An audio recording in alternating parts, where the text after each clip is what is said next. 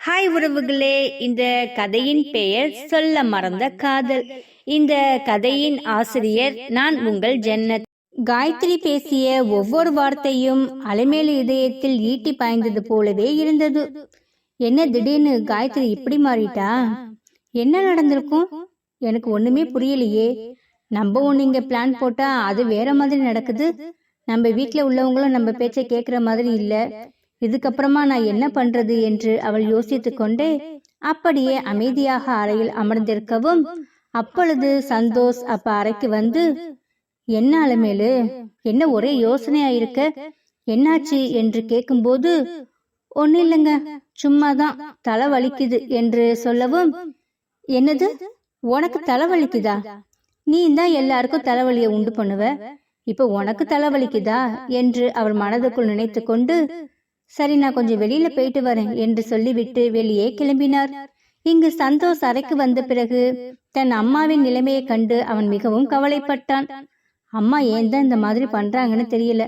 காயத்ரி சொன்ன பிறகும் அண்ணன் சொன்ன பிறகும் எனக்கு ரொம்ப அசிங்கமா இருக்கு. அம்மா ஏன் இப்படி எல்லாம் பண்றாங்க? பிரகாஷ் அண்ணா எங்களை ஒரு சித்தி பையன் மாதிரியா பாக்கலையே. அவர் கூட பிறந்த பொறுப்பு மாதிரி தானே பார்த்து எங்களுக்கு எல்லாம் நல்லது கெட்டதும் பண்றாரு. அப்புறம் ஏன் அம்மா இன்னமும் அண்ணாவோட காசு பணத்துக்கு ஆசைப்படுறாங்க என்று எனக்கு தெரியவில்லை என்று அவன் சிந்தித்து கொண்டே இருக்கும் பொழுது அப்பொழுது அவனுக்கு ஒரு போன் வந்தது. அது காயத்ரியாக இருக்கவும் உடனே அந்த போனை எடுத்து, ஹலோ காயத்ரி, சொல்லுங்க காயத்ரி என்று அவள் கேட்கவும், சந்தோஷ் வீட்டுக்கு போயிட்டீங்களா என்று அவள் கேட்க, நான் வந்துட்டேன், ஆனா ஏன் இப்ப இங்க வீட்டுக்கு வந்தோம் என்கின்ற மாதிரி இருக்கு என்று சொல்லவும், என்னாச்சு சந்தோஷ், ஏன் ஒரு மாதிரியே பேசுறீங்க? சைட்ல எல்லாம் பார்த்துட்டு நல்லபடியா தானே வந்தோம், அப்புறம் என்னாச்சு, ஏன் எதுவும் பிரச்சனையா என்று கேட்கவும், பிரச்சனை எல்லாம் ஒண்ணு இல்ல, அது என்னன்னு உனக்கே தெரியும் காயத்ரி.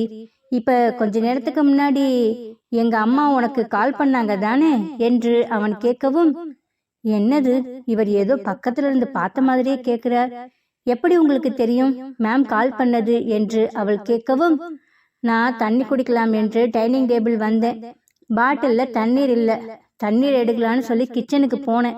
அப்ப போற வழியில அம்மா ரூம்ல உங்ககிட்ட பேசிட்டு இருந்ததை நான் கேட்டேன். எங்க அம்மா அப்படி பேசினதுக்கு ரொம்ப சாரி காயத்ரி என்று சந்தோஷ் காயத்ரியிடம் மன்னிப்பு கேட்கவும், லூசு, நீங்க எதுக்கு மன்னிப்பெல்லாம் கேக்குறீங்க? மன்னிப்பெல்லாம் கேட்க வேணாம், நான் தான் மேம் கிட்ட தெளிவா சொல்லிட்டேன். மேடம், இனிமேல் நல்ல விஷயமா இருந்தா மட்டும் எனக்கு பேசுங்க, மற்றபடி தப்பான விஷயத்துக்கு எதுக்கும் எனக்கு கால் பண்ணாதீங்க. இதுக்கப்புறமா பிரகாஷ் சாருக்கும் அனு மேடத்துக்கும் நான் உண்மையா இருக்கணும்னு நான் நினைக்கிறேன் என்று சொல்லிட்டேன் சந்தோஷ் என்று காயத்ரி சொல்லவும், நீ பேசின எல்லாத்தையுமே நான் கேட்டுட்டு தான் இருந்தேன் காயத்ரி, நீ இதெல்லாம் என்கிட்ட தெளிவா சொல்லணும்னு அவசியமே இல்லை. எங்க அம்மாவை நினைச்சாதான் எனக்கு கொஞ்சம் கவலையா இருக்கு. அவங்கள நான் எப்படி மாத்த போறேன்? அவங்க இந்த நிலைமைக்கு நாங்களும் ஒரு காரணமா இருப்போமா? பயமா இருக்கு காயத்ரி என்று சொல்லவும், சந்தோஷ், ஏன் நீங்க தேவையில்லாம மனசு போட்டு குழப்பிட்டு இருக்கீங்க? அப்படியெல்லாம் ஒன்னும் இல்ல, நம்ம மேம் கிட்ட எடுத்து சொல்லி புரிய வச்சுவோம்னா அவங்க கண்டிப்பா புரிஞ்சுப்பாங்க. அவங்க எதுக்கு இதெல்லாம் பண்ணுனாங்க? உங்களுக்காகவும் கீர்த்திக்காகவும் தானே. இப்ப உங்களுக்கு இந்த விஷயம் எல்லாம் வேணான்னு சொல்றப்ப அவங்க ஏன் சந்தோஷ் இதுல தலையிட போறாங்க? நீங்க ஒண்ணு பண்ணுங்க, அம்மாவை கூப்பிட்டு உட்கார வச்சு பேசுங்க. அவங்க கிட்ட எங்களுக்கு இதெல்லாம் தேவையில்லம்மா, நான் கை நிறைய சம்பாதிக்க போறேன், கீர்த்தியும் சம்பாதிக்கிறாள், அப்பாவும் சம்பாதிக்கிறாங்க, அப்புறம் எதுக்குமா இதெல்லாம்? பிரகாஷ் அண்ணா பாவம், அம்மா அப்பா இல்லாம வளர்ந்து கஷ்டப்பட்டு சம்பாதிச்சு அவர் வளர்ந்திருக்காரு, அவருடைய பாவம் நமக்கு வேணாமா? நாங்க எல்லாரும் ஒரு காலத்துல நல்லா இருக்கணும்னு நீங்க ஆசைப்பட்டீங்கன்னா இதோட மறந்துருங்கன்னு நீங்க சொல்லுங்க சந்தோஷ் அம்மா கிட்ட, அவங்க உங்க பேச்சை மீறவே மாட்டாங்க, எனக்கு நம்பிக்கை இருக்கு என்று காயத்ரி அவனுக்கு ஆறுதல் சொல்லவும், காயத்ரி, நான் ரொம்ப குழம்பி போயிருந்தேன், ஆனா இப்ப நீங்க போன் பண்ணி என்னுடைய குழப்பத்தை எல்லாம் தீர்த்துட்டீங்க. இப்பதான் எனக்கு மனசுக்கு ரொம்ப ரிலாக்ஸா இருக்கு தெரியுமா? உங்ககிட்ட நான் ஒவ்வொரு விஷயத்தையும் ரொம்ப இன்வால்வ்மெண்டா இருக்கேன், ஜாப்லயும் சரி, இப்ப என்னுடைய பர்சனல் விஷயத்திலயும் சரி. நீங்க தெளிவான ஒரு முடிவு எடுக்கிறீங்க, அதை நினைக்கும் போது எனக்கு ரொம்ப சந்தோஷமா இருக்கு என்று அவன் காயத்ரியிடம் சொல்லவும், அப்பொழுது காயத்ரி மனசுக்குள் நினைத்து கொண்டாள், உங்ககிட்ட பேசுறது நிறைவா இருக்குன்னு சொல்றீங்க, அப்படியே நான் உங்க வாழ்க்கையில வந்தா நிறைவா இருக்குன்னு உங்க வாயிலிருந்து சொல்ல மாட்டீங்களா என்று அவள் மனதுக்குள் நினைத்து கொண்டாள். காயத்ரி, என்னாச்சு என்று அவன் கேட்கவும், ஒன்றுமில்லை சந்தோஷ், நான் சும்மா நீங்க போயிட்டீங்களான்னு கேட்க தான் கால் பண்ணேன். சரி, நீங்க இதெல்லாம் பத்தி யோசிக்காம நீங்க உங்க மைண்டை ஃப்ரீயா விடுங்க, நம்ம நாளைக்கு பார்க்கலாம் என்று சொல்லிவிட்டு அவள் போனை வைத்தாள். சரி என்று இவனும் போனை வைத்துவிட்டு அப்படியே சிந்தித்து கொண்டே உட்கார்ந்திருந்தான். இங்கு பிரகாஷ், அனு அவர்களுடைய வேலை அனைத்துமே முடித்துவிட்டு கீழே வந்தார்கள். அப்பொழுது சரசு யாரிடமோ போன் பேசி கொண்டிருந்தார். என்ன சொல்ற என்று அவள் கேட்ட கேள்வி இவர்கள் அனைவருக்குமே அதிர்ச்சியை அளித்தது. யார்கிட்ட சரசக்கா எப்படி பேசிட்டு இருக்காங்க, என்னன்னு தெரியலையே என்று அனுவும் பிரகாஷும் எப்பொழுது சரசு போனை வைப்பார் என்று எதிர்பார்த்து கொண்டிருந்தார்கள். சரசு போனை வைத்த பிறகு ஹாலுக்கு வரவும், அக்கா யார்கிட்ட இவ்வளோ கோவமா பேசிட்டு இருந்தீங்க என்று கேட்கவும், ஊர்ல இருந்து தான் கால் பண்ணாங்க, ஏதோ திருவிழாவா, எனக்கு இப்ப போன் பண்ணி கூப்பிடுறாங்க. இவ்வளோ நாள் நான் இருக்கேனா இல்லை செத்துட்டேனான்னு கூட யாருமே என்ன ஒரு வார்த்தை கூட கேட்கல. இப்ப நான் ஒரு நல்ல நிலைமையில இருக்கேன், 4 காசு சம்பாதிக்கிறேன்னு தெரிஞ்ச பிறகு எல்லாம் என்கிட்ட வந்து ஒட்ட பாக்குறாங்கம்மா என்று அது எனக்கு பிடிக்கவில்லை என்று சரசு சொல்லவும், அக்கா நீங்க வேணா ஒன்று பண்ணுங்களேன், போய் உங்க ஊர்ல போய் உங்க சொந்தக்காரங்க எல்லாமே போய் பார்த்துட்டு வாங்க, உங்களுக்கு கொஞ்சம் மைண்டு ரிலாக்ஸா இருக்கும் என்று அனு சொல்லவும், அனுமா நான் உங்களை பார்க்கவே கூடாதுன்னு நினைச்சிட்டு இருக்கேன், நீங்க என்னமோ என்னை போய் பார்த்துடுவான்னு சொல்றீங்க. அவங்க எல்லாம் ஒரு கட்டத்தில் என்னை எப்படியெல்லாம் அசிங்கப்படுத்தினார்கள் தெரியுமா, அவங்க மூஞ்சில எல்லாம் முழிக்கிறதே பாவம் என்று நினைத்து கொண்டிருக்கிறேன் அம்மா என்று சரசு சொல்லி அவள் கண்ணீர் விடவும் அளவும் அவள் கண்ணீர் விடவுமே ஒரு மாதிரி ஆகிவிட்டது. உடனே அனு எழுந்து சரசுவின் பக்கத்தில் போய், அக்கா நீங்க ஏன் அழுறீங்க, நீங்க அழாதீங்க, உங்களுக்கு நாங்க இருக்கோம் என்னைக்குமே துணையா, எதுக்காக நீங்க தனியாள்னு சொல்லி ஃபீல் பண்றீங்க, அப்படியெல்லாம் இனிமேல் சொல்லாதீங்க, உங்களுக்கு சொந்த பந்தன்னு சொல்லிக்கிறதுக்கு நாங்க 2 பேர் இருக்கோம், நீங்க எனக்கு அக்கா மட்டும் இல்லை எனக்கு அம்மாவும் மாதிரி, புரியுதுங்களா, நீங்க இனிமேல் நான் அனாத, நான் தனியா இருக்கேன் அப்படின்னு இனிமேல் உங்க வாயிலிருந்து வரவே கூடாது என்று சொல்லவும், சரசுக்கு என்னமோ ஒரு பெரிய தெம்பு கிடைத்தது போல இருந்தது. ஏதோ போன் போட்டாங்களேன்னு ஆதங்கத்துல பேசிட்டேம்மா, சரி என்னை மன்னிச்சுக்கங்கம்மா என்று சொல்லவும், ஐயோ அக்கா மன்னிப்பு எல்லாம் ஏன் கேக்குறீங்க, நீங்க ஃபீல் பண்ணாம இருங்க, அதுவே போதும் என்று சொல்லவும், சரி நீங்க இப்ப எதுவுமே வேலை செய்ய வேண்டாம், இப்ப வந்து உட்காருங்க, உங்ககிட்ட ஒரு முக்கியமான விஷயம் பேசணும் என்று சொல்லவும், சொல்லுமா என்ன என்று கேட்கவும், இல்ல எனக்கு இப்ப 5 மாசம் தொடங்க போகுது இல்லைங்களா, அத்தை வந்து ஏதோ மருந்து சாப்பிடணும்னு சொன்னாங்க, அது என்னன்னு உங்களுக்கு தெரியுமா என்று கேட்கவும், எல்லாம் எனக்கு தெரியும், நான் உங்களுக்கு தர வேண்டிய நேரத்துல கரெக்டா கொடுத்துடுவேன், நீங்க கவலைப்படாதம்மா என்று சொல்லவும், சரி என்று இப்படியே அவர்கள் மூவரும் பேசிக்கொண்டிருக்கவும், சரசக்கா இன்னைக்கு நீங்க என்ன சமையல் பண்ண போறீங்க என்று பிரகாஷ் அவளுடைய மைண்டை மாற்றுவதாக அவளை கேள்வி கேட்கவும், உங்களுக்கு என்ன வேணும்னு சொல்லுங்க தம்பி, நான் பண்ணிடுறேன் என்று அவர் சொல்லவும், அவளும் சரி என்று அவர்களுக்கு பிடித்ததை சொல்லவுமே, நான் போய் செய்கிறேன் என்று அவள் சிரித்துக்கொண்டு கிச்சனுக்கு சென்றாள். என்னங்க பேசிட்டு இருக்கும் போதே சரசாக்கா கிட்ட ஏதோ ஒரு கேள்வி கேட்டிருக்கீங்க, என்னாச்சு என்று கேட்கவும், அவங்க ஒரே குழப்பத்துல இருந்தாங்க, அவங்க மைண்டு கொஞ்சம் ரிலாக்ஸா பண்ணலான்னு தான் அவங்க கிச்சன் சைடு அனுப்பிச்சேன், அவங்க அதுல இன்வால்மெண்டா ஆயிடுவாங்க, அதனாலதான் அவங்க மைண்டை மாத்தினேன் என்று பிரகாஷ் சொல்லவும், சூப்பர் பிரகாஷ் உங்களுடைய ஐடியா எனக்கு வராம போச்சே என்று அனு சொல்லவும், இப்படியே அனுவும் பிரகாஷும் பேசிக்கொண்டிருந்தார்கள். இங்கு சுந்தரேசன் கனகாவளியை பார்த்து பேசிக் கொண்டிருந்தார்கள். பிரியா அவளது அறையில் இருந்தாள். அப்பொழுது கனகவல்லியை கார்த்திக கொஞ்சம் கூப்பிடு என்று சுந்தரேசன் கூப்பிடவும், கனகவல்லி எழுந்து அறைக்கு சென்று கார்த்திக்கை அழைத்தான். அப்பொழுது வெளியே வந்த கார்த்திக், என்னம்மா என்று கேட்கவும், அப்பா உன்னை கூப்பிடாருப்பா என்று சொல்லவும், அவனும் சரி என்று வெளியே வந்து ஹாலில் வந்து அப்பாவுடன் அமர்ந்தான்.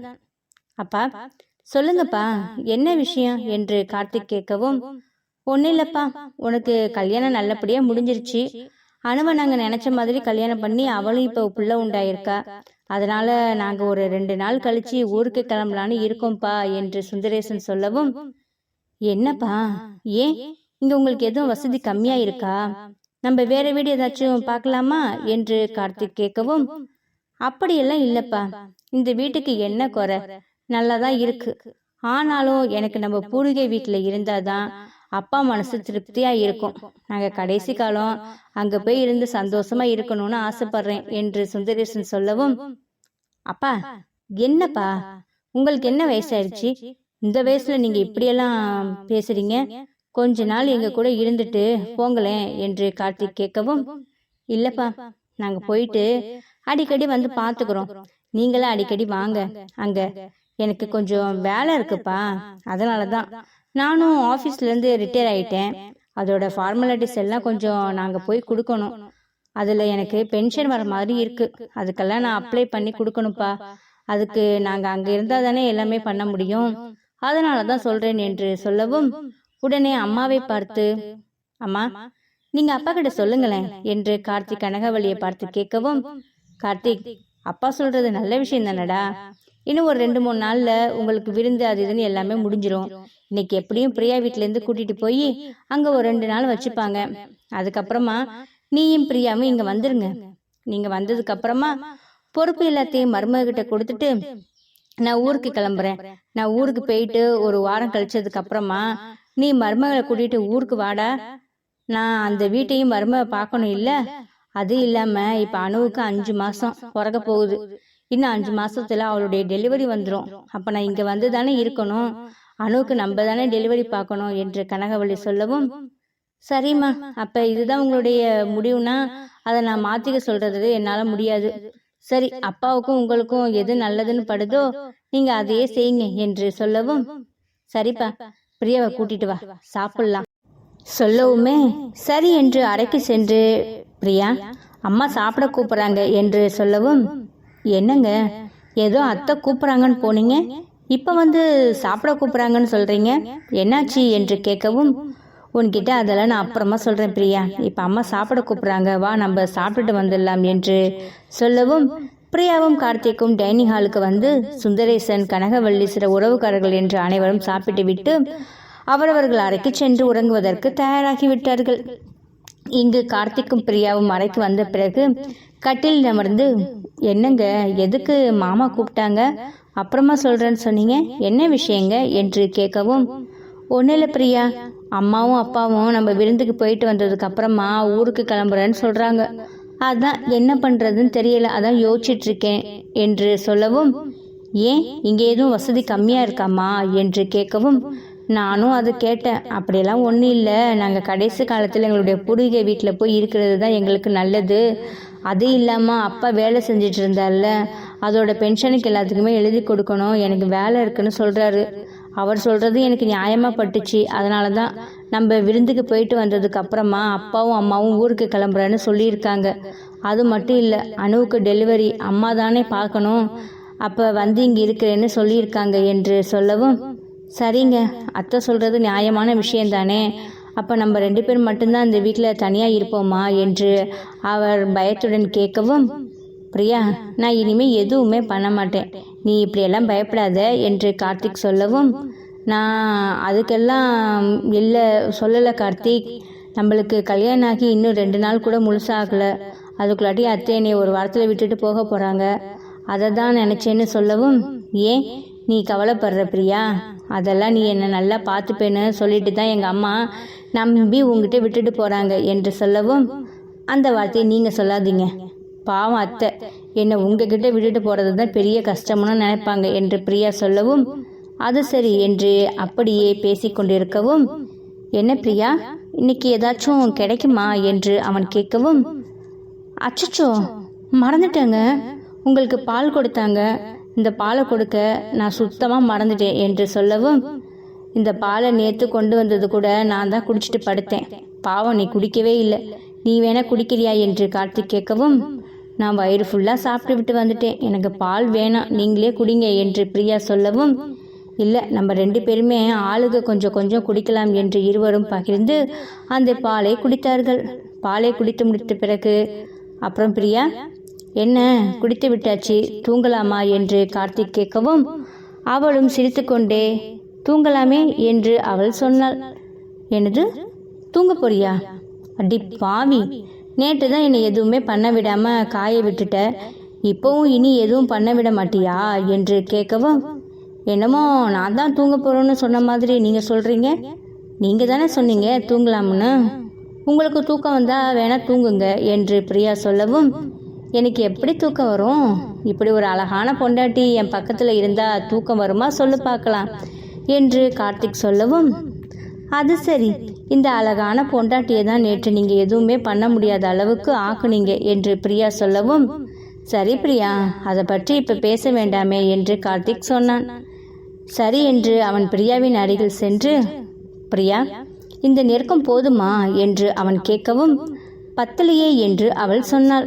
உடனே இன்னும் நெருக்கமாக அவளை அணைத்து கொண்டு அவன் உட்காரவும், இந்த நெருக்கம் ஓகேவா என்று அவன் கேட்கவும், இப்போ ஓகே என்று அவள் சொல்லவும், அப்படியே அவர்கள் இருவரும் கட்டிப்பிடித்து கொண்டு சிறிது நேரம் இருந்தார்கள். அப்பொழுது பிரியா நினைச்சு பாரு, லவ் பண்ணப்ப இந்த மாதிரியெல்லாம் என்னை பண்ண விட்டிருப்பியா? இப்போ பாரு, நான் உன் புருஷன் ஆயிட்டேன், அதனால எப்படி கட்டிப்பிடிச்சிட்டு இருக்கேன் பாத்தியா என்று அவன் கேட்கவும், ஆமாம், என்னை கட்டிப்பிடிச்சிட்டு தான் இருக்கீங்க என்று அவள் சொல்லவும், கட்டிப்பிடிக்க மட்டுமா செய்வேன், இன்னைக்கு உன்னை என்னெல்லாம் பண்ண போகிறேன் பாறேன் என்று அவன் சொல்லவும், உடனே அவள் பயத்தில் அப்படியே எழுந்து நின்று கொண்டிருந்தாள். என்ன பண்ண போறீங்க என்று கேட்கவும், ஏன் எல்லாத்துக்கும் பயப்படுற பிரியா என்று அவன் கேட்கவும், இல்லை, நீங்கள் ஏதாச்சும் சொன்னாலே எனக்கு ரொம்ப பயமாக இருக்கு என்று சொல்லி கட்டிலை விட்டு எழுந்தாள். அவனும் எழுந்து அப்படியே அந்த அலமாரி மீது பிரியாவை தள்ளிவிட்டு இரு கைகளையும் அதில் செவத்தின் மீது வைத்து, இப்ப சொல்லு என்று கேட்க, என்று அவன் கேட்டான். இல்லை, பயமா இருக்குன்னு சொன்னேன் என்று சொல்லவும், அப்படியே அவனுடைய கைகளை எடுத்துக்கொண்டு அவளின் இடுப்பில் பக்கம் பிடித்து அவளை தன் மார்போடு அணைத்து அப்படியே அவளுடைய இதழில் அவன் அழுத்தமான ஒரு முத்தத்தை பதித்தான். அந்த முத்தம் பிரியாவின் மனசுக்குள் ஏதோ ஒன்றை தட்டி எழுப்பியது போல அவளும் அப்படியே கார்த்திக்கை கட்டிப்பிடித்து கொண்டு அந்த முத்தத்தை ரசித்து கொண்டே இருந்தாள். அப்பொழுது கார்த்திக் அவளுடைய உதடுக்கு விடை கொடுத்த பிறகு, இப்போ உனக்கு பயம் போயிடுச்சா பிரியா என்று கேட்கவும், அந்த பயம் போயிடுச்சு, ஆனால் எனக்கு வேற பயம் வந்துருச்சு என்று அவள் சொல்லவும், உடனே கார்த்திக் என்ன பயம் பிரியா என்று கேட்டான். இல்லை, நீங்கள் என்னை இப்படி கட்டுப்பிடிச்சிட்டு இருக்கீங்க, எனக்கு என்னென்னமோ உள்ளுக்குள்ளே தோணுது என்று சொல்லவும், அப்படி என்ன உனக்கு தோணுது என்று அப்படியே அவளை கட்டிலில் தள்ளி அவள் மீது அவன் படர ஆரம்பித்தான். என்ன கார்த்திக், பேசிட்டு இருக்கும்போதே இப்படி என்னை கட்டிலில் தள்ளி என் மேலே படுத்துட்டீங்க என்று அவள் கேட்கவும், இனிமேல் பேச்சுக்கே இடமில்லை, நேற்று ஒரு நாள் காஞ்சதுக்கே நான் ரொம்ப ஏங்கி போயிட்டேன், இன்னைக்கு அதை நான் மிஸ் பண்ணவே மாட்டேன் என்று சொல்லி அவன் திரும்பவும் அவளுடைய இதழை ருசி பார்க்க ஆரம்பித்தான். இப்படியே அவர்களுடைய இதழை ருசி பார்த்து கொண்டே அவளுடைய உடல் முழுவதும் அவன் முத்தமலையை பொழிந்து கொண்டே இருந்தான். அவன் கொடுத்த ஒவ்வொரு முத்தத்தையும் இவள் அப்படியே ரசித்து வாங்கி கொண்டிருந்தாள். ஒரு கட்டத்தில் இருவருக்குமே உணர்ச்சி அதிகமாக அவள் அப்படியே கார்த்திகேயனை இருக்க அணைத்து கொண்டாள். அப்பொழுது கார்த்திக் அவள் மேலிருந்து புடவையை அவன் உருவ ஆரம்பித்தான். கார்த்திக், ஏன் இதெல்லாம் ரிமூவ் பண்ணுறீங்க என்று கேட்கவும், அதெல்லாம் ரிமூவ் பண்ணாதானே பிரியா நம்மளுடைய முதலிரவு நடக்கும் என்று சொல்லவும், அவன் சொல்வதை கேட்கும் கிளிப்பிள்ளை போல அவளும் சரி என்று தலையசைத்து அவன் ஒவ்வொரு ஆடைகளையும் கலட்ட அவள் அப்படியே அமைதியாகவே படுத்து கொண்டிருந்தாள். அவள் உடலில் உள்ள மொத்த ஆடையுமே அவள் கலற்றிய பிறகு இவன் என்ன செய்ய போகிறான் என்று அவள் எதிர்பார்ப்போடு இருந்தபோது, பிரியா, இப்போ எனக்கு எப்படி தெரியுமா இருக்கு என்று அவன் கேட்கவும், எனக்கு ஒரு மாதிரியா இருக்கு என்று அவள் சொல்லவும், சரி, நம்ம ஆரம்பிக்கலாமா என்று அவர்களுடைய காமலீலையை அவர்கள் செய்ய ஆரம்பித்தார்கள். இப்படியே இருவரும் அவருடைய காமத்தை அவர்கள் வெளிப்படுத்தவும், ஒரு கட்டத்தில் அவனுடைய ஆண்மையை அவளிடம் காட்டுவதற்கு அவன் முற்பட்டான். அவனுடைய ஆண்மையை அவளிடம் காண்பிக்கும் போது அவளுடைய பெண்மை மிகவும் வலிக்கவும் அவள் அப்படியே ஆ என்று கத்த ஆரம்பித்தாள். அப்பொழுது கார்த்திக் அவளுடைய இதழை மறுபடியும் ருசிக்க ஆரம்பித்து அன்று அவர்களுடைய காமலீலையை அவர்கள் முதலிரவு நன்றாகவே நடந்து முடிந்தது. பிறகு கார்த்திக் பிரியாவை பார்த்து, பிரியா, நான் உன்னை எதுவும் தொந்தரவு பண்ணனா ரொம்ப என்று அவன் கேட்கவும், சேச்ச இல்லை என்று அவள் சொன்னாள். பிறகு அவள், ஆனாலும் நீங்க ரொம்ப மோசம், என்னை இந்த மாதிரி எல்லாம் பண்ணுவீங்கன்னு எனக்கு தெரியவே தெரியாது தெரியுமா என்று அவள் சொல்லவும், ஏய், நான் என்ன உன்னை பண்ணேன் என்று அவன் கேட்கவும், பின்ன எதுவும் சொல்லாமல் இப்படி என்னுடைய ட்ரெஸ்ஸில் இருந்து எல்லாமே ரிமூவ் பண்ணிட்டீங்களே என்று கேட்கவும், பின்ன ஃபர்ஸ்ட் நைட்னா சும்மாவா என்று அவன் கேட்கவும், ஆனாலும் இந்த மாதிரி ஒரு ஃபர்ஸ்ட் நைட்டை நான் எதிர்பார்க்கவே இல்லை என்று அவள் சொல்லவும், என் பொண்டாட்டி எதிர்பார்க்காததை கொடுக்கறது தான் எனக்கு பிடிக்கும் என்று அவளை கட்டி பிடித்து கொண்டு சொல்லவும், கார்த்திக், எனக்கு ரொம்ப டயர்டா இருக்கு, நம்ம தூங்கலாமா என்று அவள் கேட்கவும், என்ன பிரியா, இப்பதான் ஆரம்பிச்சோம், அதுக்கு தாண்டி தூங்கலான்னு கேக்குற என்று அவன் கேட்கவும், தெரியல, ஃபர்ஸ்ட் நைட்னா ஒன்னா இருந்ததுனால எனக்கு ரொம்ப டயர்டா இருக்கு, நம்ம எதுவா இருந்தாலும் நாளைக்கு பார்த்துக்கலாமா, இப்ப தூங்கலாமா என்று அவள் கேட்கவும், அவனும் தன் மனைவியை கஷ்டப்படுத்தக்கூடாது என்று அவனும் தலையசைத்தான். இவன் ஓகே சொல்லிவிட்டது எண்ணி அவளை கட்டிப்பிடித்து அவனுடைய கன்னத்தில் முத்தமிட்டு அப்படியே இருவரும் கட்டிப்பிடித்து உறங்கினார்கள். இன்று இப்படியே அவர்களுடைய முதல் இரவு நன்றாகவே நடந்து முடிந்தது. இங்கு கார்த்திக் தன்னுடைய காதல் மனைவியை தன் இஷ்டப்படி அவன் அனைத்தும் செய்து முடித்ததை நினைத்து அவன் அப்படியே அவளை கட்டிப்பிடித்து கொண்டே உறங்க ஆரம்பித்தான். இங்கு பிரகாசும் மனுவும் அறைக்கு வந்த பிறகு, பிரகாஷ், நாளைக்கு ஆபீஸ்க்கு எடுத்துட்டு போக வேண்டிய எல்லாமே பார்த்து முடிச்சிடமுல்ல நாளைக்கு என்று கேட்டாள். அவனும் ஆம் என்று சொன்னான். பிறகு அனு காயத்ரி ஆபீஸ்க்கு வருவாங்களா என்று அனு கேட்கவும், தெரியல அனு, அவங்க வராட்டினாலும் நான் ரேவதியை வச்சு நான் அட்ஜஸ்ட் பண்ணிப்பேன் என்று அவன் சொல்லவும், எப்படிங்க, நானும் வரமாட்டேன், காயத்ரி இல்லைன்னா உங்களால ரொம்ப கஷ்டமாயிடாதா என்று சொல்லவும், அனு, நீ ஏன் கவலைப்படுற, நீ இன்டர்வியூ எடுத்தப்ப இன்னொருத்தவங்கள நம்ம வெயிட்டிங் லிஸ்ட்ல வச்சிருந்தோமே, அவங்கள நான் நாளைக்கு வர சொல்லிட்டேன், அவங்களும் வந்து ஜாயின் பண்ணிப்பாங்க, அப்ப காயத்ரியோட வேலையும் ஈக்குவல் பண்ற மாதிரி அவங்க கிட்ட நான் ஒர்க்கை வாங்கிக்கிறேன், சரியா என்று அவன் சொல்லவும், சரி என்று அவளும் அப்படியே அமைதியாக இருந்தாள். அருகில் வந்த பிரகாஷ் அனுவின் கையை பிடித்து, என்னனோ என்ன ஃபீல் பண்ற என்று பிரகாஷ் கேட்கவும், இல்ல, நான் உங்க கூட எப்பவுமே பக்கபலமா இருப்பேன்னு சொல்லியிருந்தேன், ஆனா இப்ப கன்சீவ் ஆகவும் உங்க கூட ஆபீஸ்ல ஒர்க் பண்ண முடியலன்னு சொல்லிட்டு எனக்கு ரொம்ப ஃபீலிங்கா இருக்கு என்று சொல்லவும், எத்தனை நாளைக்கு, இன்னும் கொஞ்ச நாளைக்கு தானே, அப்புறமா குட்டி பாப்பாவும் நீனு என் பக்கத்துல இருந்து தானே வேலை செய்ய போறீங்க என்று பிரகாஷ் சொல்லவும், அவன் சொன்ன வார்த்தை இவளுக்கு சந்தோஷத்தை கொடுக்கவும் அவனுடைய தோளின் மீது சாய்ந்து, நீங்க சொன்னது மட்டும் சீக்கிரமா நடக்கணும் பிரகாஷ் என்று அனு சொன்னாள். இப்படியே அனுவும் பிரகாஷும் பேசிக் கொண்டிருக்கவும், அனு, உனக்கு டயர்டா இருந்தா நீ தூங்கு என்று அவன் சொல்லவும், இல்ல பிரகாஷ், எனக்கு இன்னைக்கு உங்க கூட தான் தூங்கணும்னு ஆசையா இருக்கு என்று அவள் சொல்லவும், என் கூட தூங்க போறியா, ஆமாங்க, உங்க கூட தான் தூங்க போறேன் என்று சொல்லவும், சரி, அப்ப நம்ம 2 பேருமே ஒன்னா தூங்கலாம் என்று சொல்லிக்கொண்டே இருவரும் அன்று அவர்களுடைய வருங்கால குழந்தையை நினைத்து அவர்களுடைய ஆபீஸை நினைத்தும் அவர்கள் பேசிக் கொண்டிருக்கவும், இங்கு சந்தோஷ் இரவு உணவை சாப்பிட்டு விட்டு மேலே சென்று பல சிந்தனையில் இருந்தபோது அவனுக்கு காயத்ரி போன் செய்து சொன்ன அறிவுரைகள் அனைத்துமே அவனுக்கு ஞாபகம் வந்தது.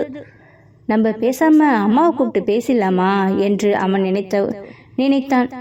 வேணாம், நான் நல்லபடியா ஆபீஸ் ஓபன் பண்ணிக்கிறேன், அதுக்கப்புறமா நான் 4 காசு சம்பாதிச்சு அம்மா கையில கொடுத்ததுக்கு அப்புறமா அவங்க கிட்ட நான் பேசிக்கிறேன், அப்ப இந்த காசுக்காக தானே அவங்க இவ்வளோ வேலை செஞ்சாங்க, இந்த காசை பார்த்துட்டாங்கன்னா அவங்க இனிமே எதுவுமே செய்ய மாட்டாங்கல்ல, அப்ப நான் கொஞ்சம் வெயிட் பண்ணி தான் ஆகணும், அது வரைக்கும் அம்மா எதுவும் செய்ய விடாத அளவுக்கு நான் பார்த்துக்கணும், அண்ணி நல்லபடியா குழந்தைய பெத்தெடுக்கணும், இந்த அண்ணியையும் அண்ணனையும் அம்மா நல்லா இருக்கக்கூடாதுன்னு தானே இவ்வளோ வேலையும் செய்கிறாங்க, அவங்க நல்லா இருப்பாங்க, இனிமேல் அவங்களுக்கு பக்கபலமா நானும் காயத்ரியும் இருப்போம் என்று அவன் மனதுக்குள் நினைத்து கொண்டு அன்று இரவு அவன் நிம்மதியாக உறங்கினான்.